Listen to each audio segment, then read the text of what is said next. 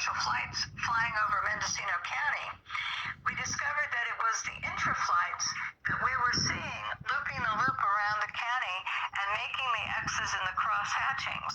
And from these maps, I first learned about intra-flights, and I also figured out that commercial airlines were in trouble. So when you have commercial airlines, if you'll note in the green and the red and the blue areas, all of these flights leave the airport, they take a trajectory and they fly in a straight line to wherever their destination is. They don't have extra fuel to loop. The yellow ones, however, they do the loop around the county, and they have a few planes, not very many, but they can do many, many loops and back and forth crisscrossing. So you'll see the loops, and that's how we begin to figure out that the jets, leaving the persistent contrails, which turned into these heavy plumes and cross-hatching, were actually the ones that were the intra-flights that were moving around. But we had very few that flew over Mendocino County itself, so the commercial airline impact for our county is so small here, absolutely so small, that there wouldn't be the type of impact from seeing many persistent jet contrails from them, and they fly straight. They never loop.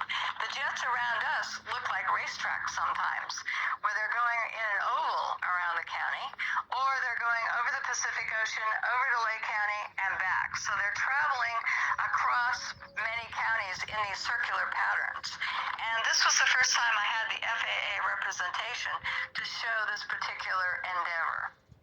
It's something to the atmosphere, and it's more deliberate than not, but what you can add is you can add particles and chemicals. Weather modification is geoengineering, making it rain somewhere where it normally wouldn't. So we have all of these things where we talk about geoengineering. The interesting part of geoengineering is that it's now being proposed as a way to put particulates in the atmosphere so that we can stop the direct sunlight from reaching the Earth. It means that they could add particles, iron particles to the ocean. That's another form of geoengineering. In other words, when you have jets that change the climate, that's another form of man-made geoengineering. So geoengineering means something that you're going to do in the atmosphere that would not normally be happening on any normal type of basis.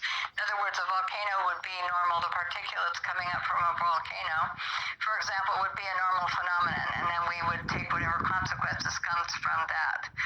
However, when you start taking and talking about, as Holdren is, he's Obama's science advisor, talking about taking care of global warming, in other words, by putting particles in the air, like sulfur or some other particles, then that means that we're going to take some action where we're going to try to interfere with some normal processes that are going on.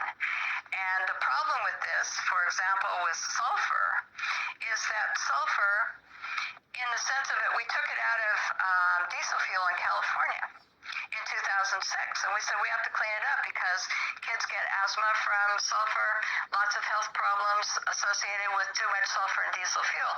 We take it out of diesel fuel, and then someone comes along, like Paul Crutzen, and he says, we're going to put it up in the atmosphere to obscure the sunlight, so less sunlight reaches the Earth, and therefore that will cool us down. But what about the health effects? If you have to take it out of diesel fuel, then my question is, why are you going to put up something that's not helpful into the atmosphere and try to change the process that we live under?